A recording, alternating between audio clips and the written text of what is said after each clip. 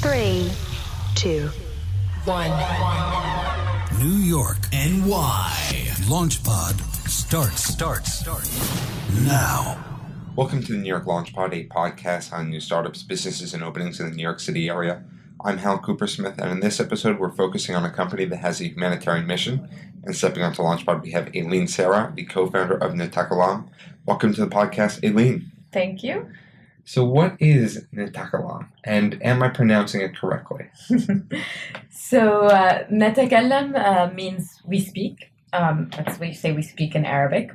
And it is an online platform that connects Arabic learners around the world with Syrian refugees or displaced Syrians, because being a refugee is actually a very specific term. And so the idea is to provide opportunities for livelihood for Syrians.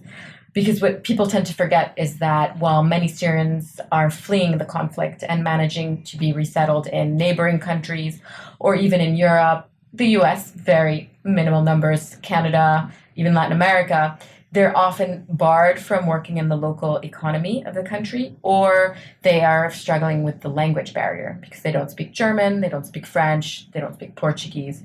So the idea is to provide them with employment through the internet economy because they're being hired by an American registered corporation. And at the same time, for students, it's a really wonderful way to practice the dialect of Arabic, because Arabic is quite a difficult language to learn, and there's a significant difference between what you're going to learn in the classroom setting, which is modern standard Arabic, which is the Arabic that unites the whole Arab world, which is 22 countries. It's a little bit like a Shakespearean Arabic, and you actually don't speak that language in the streets of major capitals around the region. So students who will study Arabic without actually having exposure to native speakers and access to the region to practice end up, with this very difficult version and very heavily grammar intensive type of language. Many of them are journalists, aid workers, and they want the practical version. So we connect them with Syrians to be able to practice and focus on the dialect. How did you come up with this idea? I'm Lebanese, born and raised in New York, and I've traveled back to the Middle East many times. I'm very attached to the region. And my background is in human rights and journalism. I actually grew up speaking French and English, and Arabic took the back seat.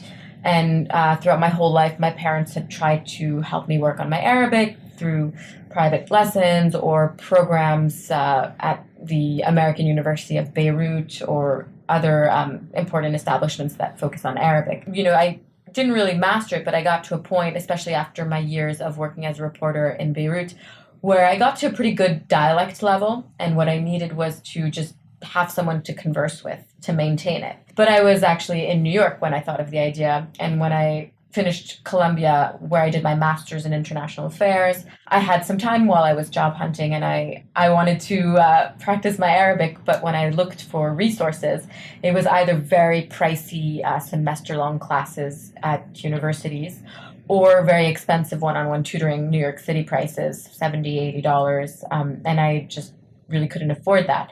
And I told myself, if I were in Lebanon, I just want someone who will speak with me in Arabic. And there's all these Syrians. Lebanon has over 1.5 million refugees right now, and they're barred from the local economy. They have residency, but they're not allowed to work. So you see all these individuals are highly qualified, but can't even work. And it's heartbreaking. And I thought to myself, you know what? I feel that there's a need for dialect practice for anyone interested in Arabic, and all these Syrians who could become kind of the language buddies for a small compensation, not the prices of New York City tutoring. So that's kind of how I came up with the idea. And it stayed in the back of my head for a couple of months until I got an email from Columbia University that was informing alumni and current students that there's a startup competition that's open for all type of, nonprofit, for-profit, different models. And I guess I always associated the startup concept with very high profits and business type of companies or organizations, which I don't really, I'm not from that world. But then when I saw nonprofit and I thought of my idea, which has a much more humanitarian angle, I pitched it, and we made it to the second round. And that made me realize that there was some interest and traction. And then from there, we applied to a competition with the World Bank. And we made it to the semifinals, and we had to go from the idea phase to the actual launch and the testing our hypothesis and trying out the product and going through the minimal viable product. Well, this is very new vocab that I learned this past year. So our pilot took place in Beirut. We connected with an NGO in Beirut who helped us recruit some Syrians, and we decided to actually do this over Skype. And our pilot from there went kind of viral in the small world of Arabic learners and refugee interested individuals. And so it kind of took off without us being fully prepared. And in August, our platform was shared around 5,000 times in a couple of days. And we started seeing, while it was supposed to be pilot phase signups, we were in the hundreds, which is, I guess, a large pilot. And then from there, it just clearly seemed like there was a lot of potential and people were interested in this, the startup and this product. A very good problem to have. Yes, I know. I'm learning. That's a great problem to have in the startup world. So before we get too far, maybe you can talk a little bit more about the Syrian refugee crisis and what that is. People are familiar with it, but we were talking a little bit before we went on air, and more about the specifics of what's going on for people who may not be so familiar. So it's a very complicated topic and area of the world, the Middle East. I will try and kind of just make a very brief synopsis. But we are facing the worst refugee crisis of our time. There's, I believe, around 60 million refugees in the world today. And the majority of them are Syrian right now. I'm fairly sure. But there are more than 10 million Syrians who are displaced today.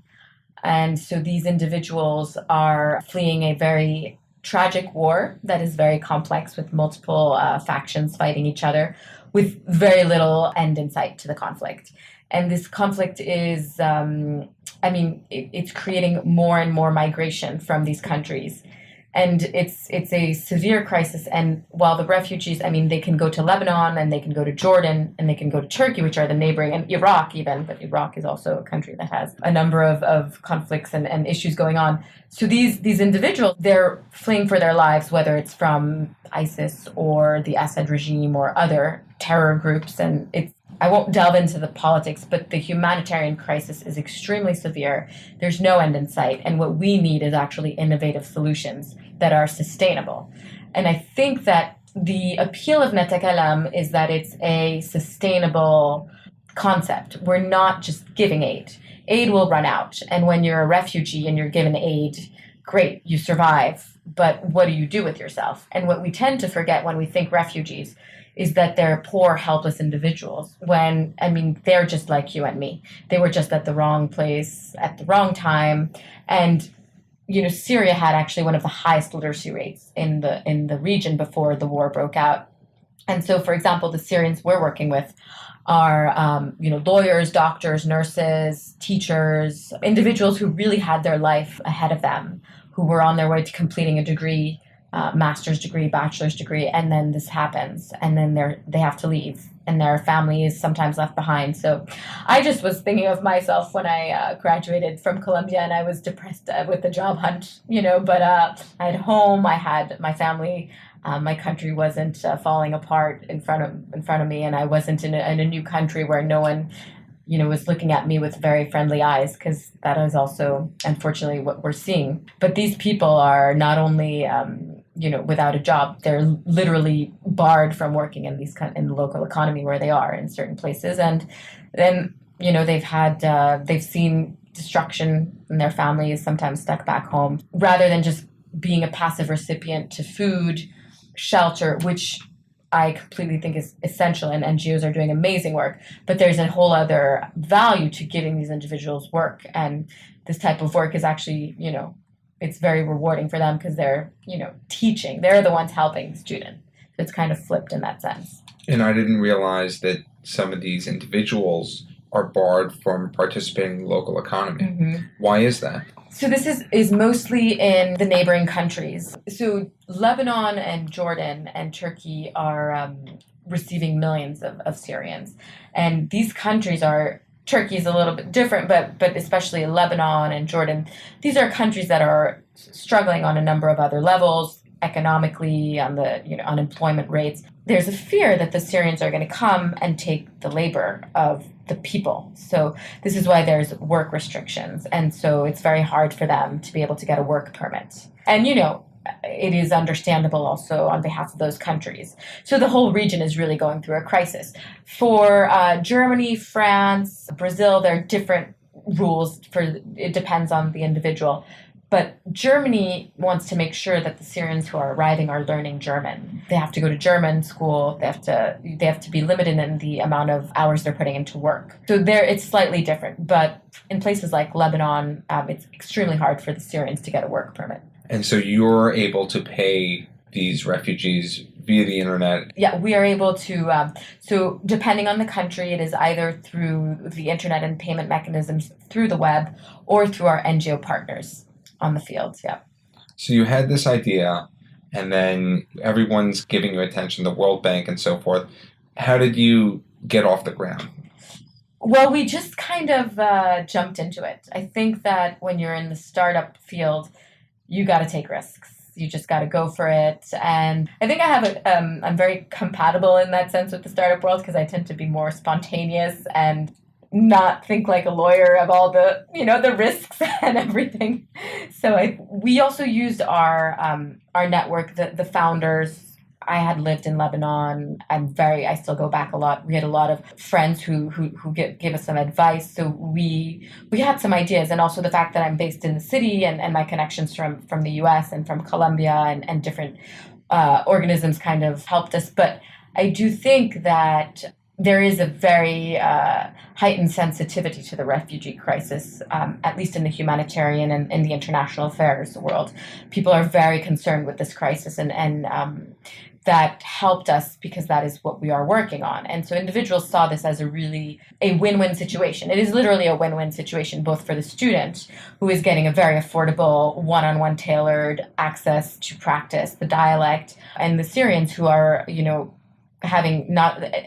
actually the Syrians I talk to tell me that this is way beyond the money component. They are just making friends around the world and they love it. And, we have some really cute stories of friendships developing. And one of the Italian girls on our platform is going to be in Beirut this summer. So she's going to meet her Syrian conversation partner. So it's great. It's, I think that people saw the kind of win-win component to it. And how were you able to get your first students and tutors? I think the first students were through friends who are working on their Arabic or who are studying Arabic and have friends who are working on Arabic. So it's very much in our kind of environment.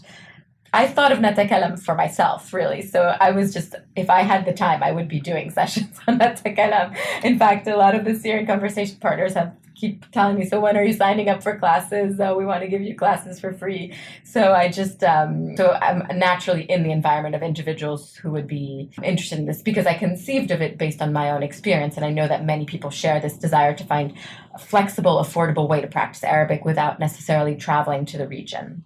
And you're looking for someone who has a baseline level of Arabic, not someone who's starting from scratch. So yeah, when we thought of NaTakallam, the idea was either a maintenance program. So say you've studied Arabic for a couple of years, you were living in the region. A lot of people have studied Arabic in Damascus, the capital of Syria. In fact, that was the #1 destination for Arabic. It was the most popular and was known for being an excellent place for Arabic studies.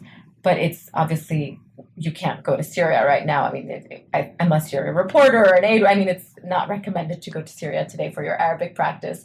So the idea was either a maintenance program or a complement to students in universities who are studying the formal Arabic and want to practice the dialect alongside, or it's kind of like tutoring, right? So if you're taking Arabic at Columbia and you want to have a little bit of additional help, but also understand how you can use the modern standard Arabic and twist it for the dialect.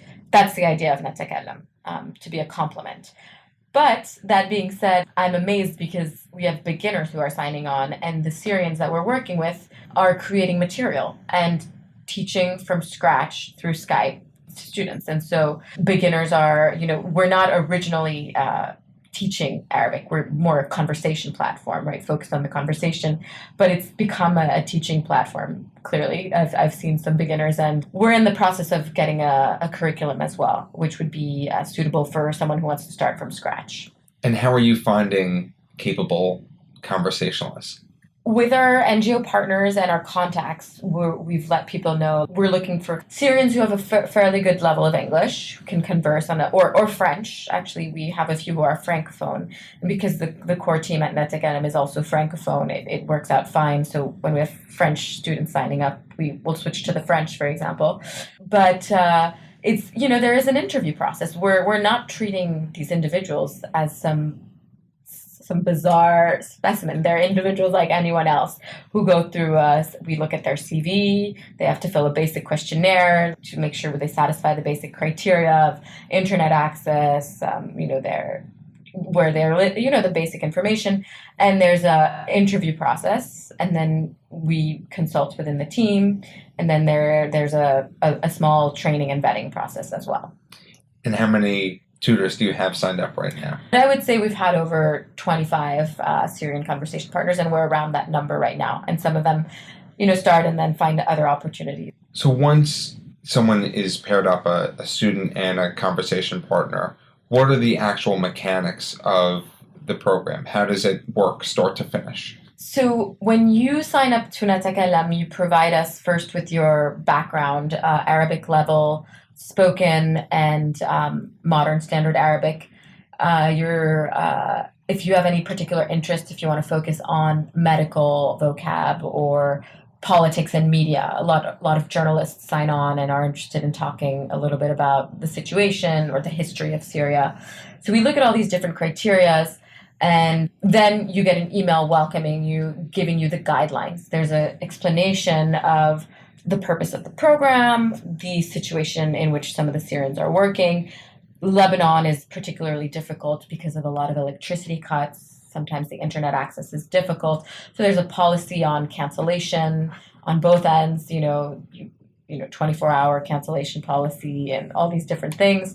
And then you have the e-commerce platform where you purchase the sessions, and then the doodle form that we're using.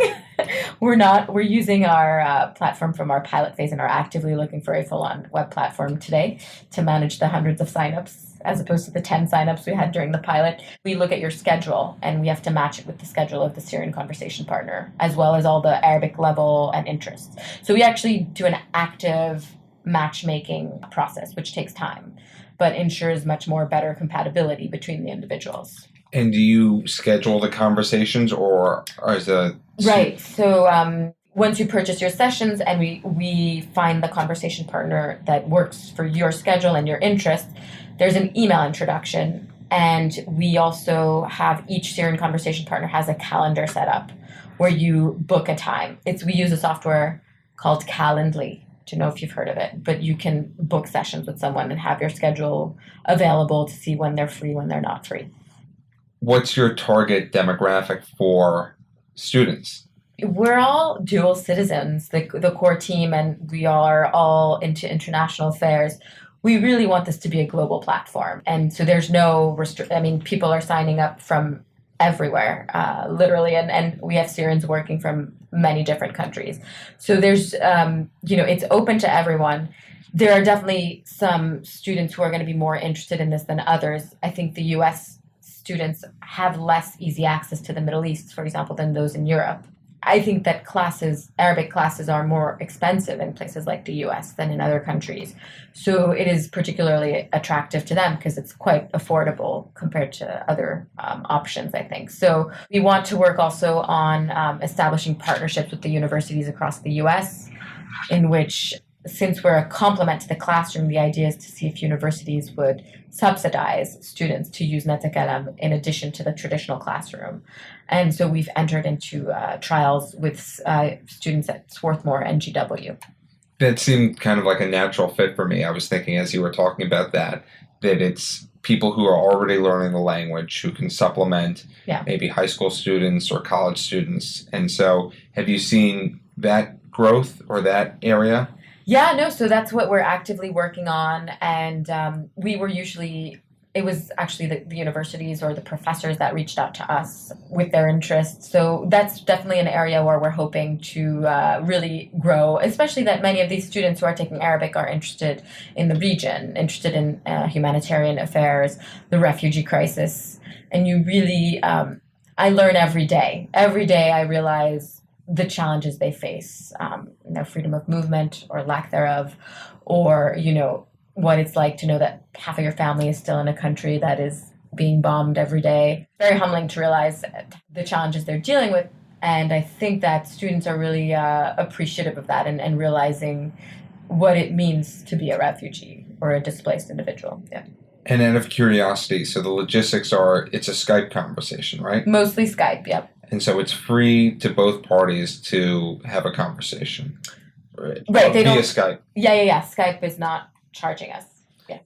And then what's the hardware that some of these refugees or displaced Syrians are able to use? So most Syrians have a smartphone, actually. In fact, there are many reports talking today about how smartphones for refugees are almost as important as food, because this is the way they communicate with their family. This is the way, when they're leaving, they figure out the safe routes by which to travel. It's a critical tool. And so for those who don't have smartphones, in Lebanon, for example, they do have access to our NGO partners for access to laptops or the web. But most of these, we're working with Syrians who are mostly middle-class Syrians who do have the basics, laptop, phone, etc. And how much does it cost to have a conversation? It's $15 an hour, and then you can buy a pack of 5 sessions where it comes down to $14 an hour, or 10 sessions, and then it goes down to $13 an hour. What happens with that $15? Syrians get a flat rate of $10 per hour, regardless of the package purchased by the student. And the rest is going to overhead costs right now for our startup, for basic operations, transfers, legal costs, everything related to launching a business. And there must be some incredible conversations that come out of this. Yes, for sure. I mean, we do a quality control through a survey that we send, and we get some really touching survey about how people are really enjoying this and are becoming friends, and just that they find the service extremely helpful given their needs and the fact that they don't have time to enroll in a full course and they want the flexibility. So, no, I mean, there's definitely clearly friendships that are developing across the ocean. Have there been any incredible stories that have come out of this that, once a connection is made, something happens? Yeah, well, I think that, I've spoken to a few students, and some of them told me that they're trying to help the Syrian conversation partner get asylum in Canada or in places that are less difficult than Lebanon. We have one Syrian conversation partner who's pregnant, and so her student wanted to see how she can send a gift to Lebanon for the baby. We've had some students, we had a student and a conversation partner who told us they became such good friends that they just want to make it a friendly meeting every week with no monetary exchange, just like English and Arabic language exchange, which, obviously we love it. It's like a friendship developing. So there's, definitely these stories like that. And when I was researching you and the company, I saw this great quote in Quartz, and I want to read it because I think it talks a little bit about what you're doing. It was someone named Hossam, and his quote was, "I don't want people to look down on me. I got out of Syria to continue my life, not to be humiliated or to ask for help." That's exactly, I think, what it is. And it's great to see, actually, we have a student who wrote in her feedback something like, I love the 100 top vocab words list that so-and-so created for me. It's so helpful, and it's really helping me progress, and I think it's wonderful. And he's a Syrian conversation partner. His background is in computer science. And so he's basically joined the platform and has become a teacher. He's become a teacher since being with NaTakallam, creates his own material. And I mean, his students love him. They continue sessions with him. And that's it. It's like it's a new profession he's created for himself. And he's definitely the one helping them, not the other way around. And it has to be pretty incredible from a student perspective if you're in the US or in Europe or wherever you are, and you see the perspective of someone who's gone through so much hardship, and you're thinking to yourself, I'm really annoyed that the air conditioner blew out or whatever else is going on. And just to gain perspective, it must be incredible from a humanitarian standpoint as well. Yeah, absolutely. It's very humbling. It's very, I guess it's a way of living kind of these feelings that, when you go to the field, you tend to be much closer to those challenges as humanitarians, reporters. But being here and being in the comfort of our New York City apartment, for example, and knowing that what they're going through from there, it's really amazing. In fact, some students, it's unbelievable that I can, from the comfort of my bedroom in Brooklyn, be talking to someone in the mountains in Lebanon who, has really gone through a different experience in life. Have you received any criticism? We haven't. I mean, the type of criticism we're seeing or concerns is sometimes when people will post about the platform on social media and individuals alluding to, oh, wow, well, this platform is, pairing Americans with these, Arabs or whatever comes with the image of Arabs in the mainstream media that tends to be pretty, very sadly destructive and completely false. So I think that NaTakallam is helping to break these stereotypes when you have individuals sign on who had never gone to the region or who don't have the opportunity to meet with these people. And yeah, I mean, we've had, for example, a student, I remember, he was so excited. He's like, my conversation partner told me today that a lot of Syrians love Pink Floyd as well, and how he was so shocked by that. And it's a way to show that we're really not that different, and that, these horrible images that are being shown out of the region and the terrorism or the groups of terrorists, and even the word terrorism is a word I struggle with because I think it's very simplistic. But the people who are fleeing the region are by far people who are suffering from these individuals much more than we are, because they're taking over these people's countries and homes and imposing their rule. And that is just a fraction of that part of the world. And by far the majority of individuals are not at all that type of people. And so it's a big tragedy to see the discourse in the mainstream media about of people coming from that region. And I think we should do everything we can to show that who they really are. One of the things that I found interesting about what you're doing is that as you grow and have more conversations with students and teachers, as you talked about changing the perception, you're changing the dialogue. And part of having a dialogue, I think, is that a lot more can come from that. In addition to the actual conversation, there are other connections that can be made that you talked about it and how that spreads. Yeah, for sure. It's true that a lot of people who are signing on to NaTakallam are interested in the region and have a different image already and are not the ones who are succumbing to what we're hearing in the media. But I do think that we have some people who try it and who are learning. I mean, and just, I have Lebanese friends who use the platform, and they're learning what it's like to be a refugee. So there's the social awareness of what it is to be a refugee. Then there's the cultural awareness. There's many different, just every day myself, I learn every day, and I realize this is another challenge they're dealing with that I don't have to deal with, and so it's, I definitely think it's a space for creating understanding, awareness, friendships, language practice, livelihood. There's many different ways to look at this, and it does some nice things on multiple fronts. What's your ultimate goal for NaTakallam? Well, I think that given that it's a very convenient way to practice Arabic, and it's a perfect complement to the classroom setting, and I know that for myself, I would have loved to have access to this while I was learning Arabic. I think it would be really wonderful to see NaTakallam become an integrated option or part of Arabic classes in the US, for example, given that that's where we're based right now, and that Arabic is actually one of the fastest areas of language study, of foreign language study in the US today, for multiple reasons.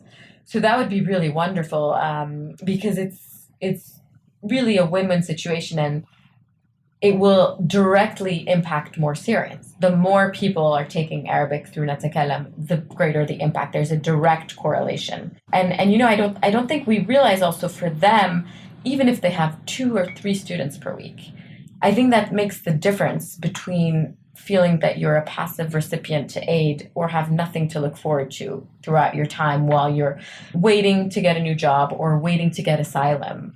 And, just today I was trying to work on some pairing. We were a bit behind schedule and I had to pair someone.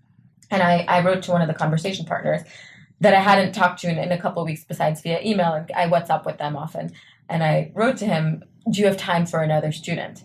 And he immediately left me a voicemail and told me, thank you so much. You've helped me provide money to my family that I'm sending back home.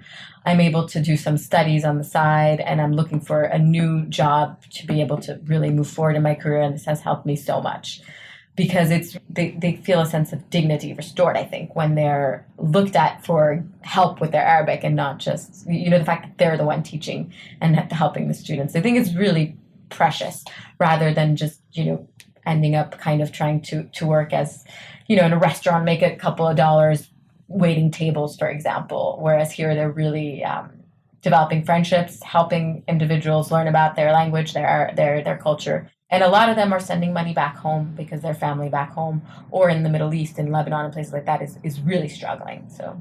And how do people find out more about you and NaTakallam? Well, we have a website and there's a Facebook page where you can follow us and we post some information there and on Twitter as well.